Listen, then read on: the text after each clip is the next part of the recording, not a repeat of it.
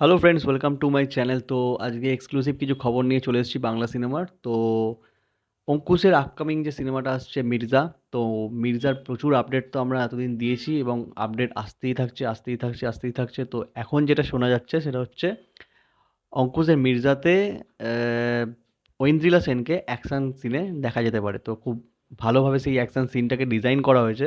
এবং জেনারেলি যদি আমরা দেখি বাংলা সিনেমাতে অ্যাক্ট্রেসদের জেনারেলি কিন্তু অ্যাকশন করতে খুব একটা দেখা যায় না। এখানেই প্লাস পয়েন্ট আমি দিচ্ছি অঙ্কুশের বা অঙ্কুশের মির্জা সিনেমার মেকিংয়ের ওপর বা ডিরেক্টরের ওপর। তার কারণ হচ্ছে আজকের দিনে দাঁড়িয়ে যদি এই সেন্টিমেন্টালের মতো সিনেমা বা যে সিনেমাগুলো আমরা 10-15 বছর আগে দেখে এসছি বা দেখতে অভ্যস্ত, সেই ধরনের সিনেমা যদি এখন বানানো হয় সেগুলো কিন্তু চলবে না। এটা একদম পাতি কথা। তো ওই জন্য সিনেমাকে এখন কি করতে হবে, অনেক বেশি মেকিংয়ের ওপর জোর দিতে হবে, অনেক বেশি সেটা অ্যাট্রাকটিভনেস বাড়াতে হবে। আজকে বিক্রমের মতো সিনেমা কতটা মডার্ন ওয়েতে, কতটা ভালোভাবে সেটা বানানো, মেকিংয়ের ওপর কতটা জোর দেওয়া আছে, তাই জন্যই না সিনেমাটা আমাদের ভালো লাগে। তো আজকে সেই কারণে মির্জার একটার পর একটা যে আপডেট আসছে বা এটা দেখতে যে ভাল লাগছে, এখানে প্রথমত চমক হচ্ছে কি, যে অ্যাক্টার পাওয়ারফুল অ্যাক্টারদের নেওয়া হয়েছে সেখানে চমক।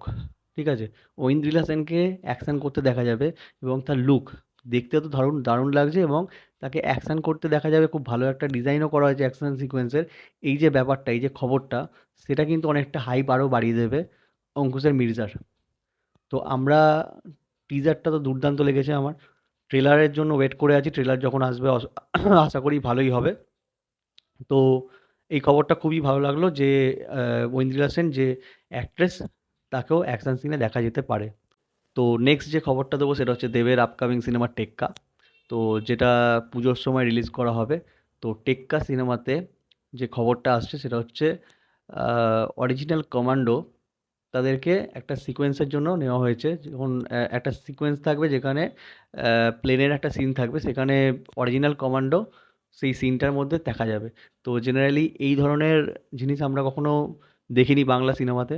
ঠিক আছে, এই বছর কিছু অঘটন ঘটছে বাংলা সিনেমাতে, যে ইউনিকনেস, যে নতুনত্ব কিছু একটা, সেটা সৃজিত মুখার্জি সিনেমাদের মধ্যে আমরা দেখার দেখতে পাই জেনারেলি।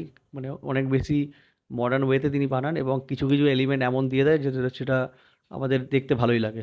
তো এই যে হাইপ, তা এটা একটা আলাদা রকমভাবে আরও বাড়িয়ে দেবে হাইপটা এই খবরটা। তো দুটো খবরই কিন্তু মারাত্মক খবর। এক অঙ্কুশে মির্জা, আর একটা হচ্ছে এই দেবের খাদান, এই সরি দেবের টেক্কা। তো এরকম খবর যদি পেতে চান তাহলে চ্যানেলটাকে সাবস্ক্রাইব অবশ্যই করুন অ্যান্ড ভিডিওটাকে লাইক করুন। Thank you.